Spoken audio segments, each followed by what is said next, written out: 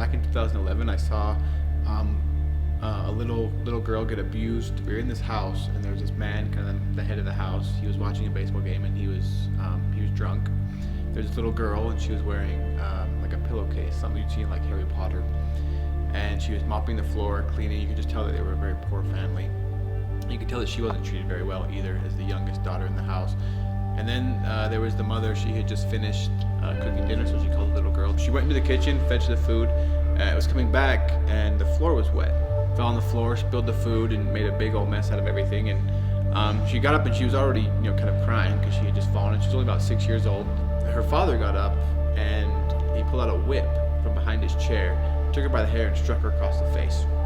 So me and this other person that was with me, we kind of jumped to her aid. We took the whip from the father and kind of stood between the little girl and her father, and just kind of said, if you're going to hit her again, you have to go through us.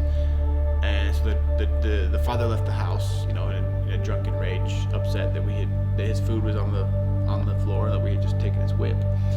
And the mother asked us if, she's like, can you like take this little girl to like this store and get her something to eat? So we took her to this place called a Comado, bought her the juice, bought her the cookie.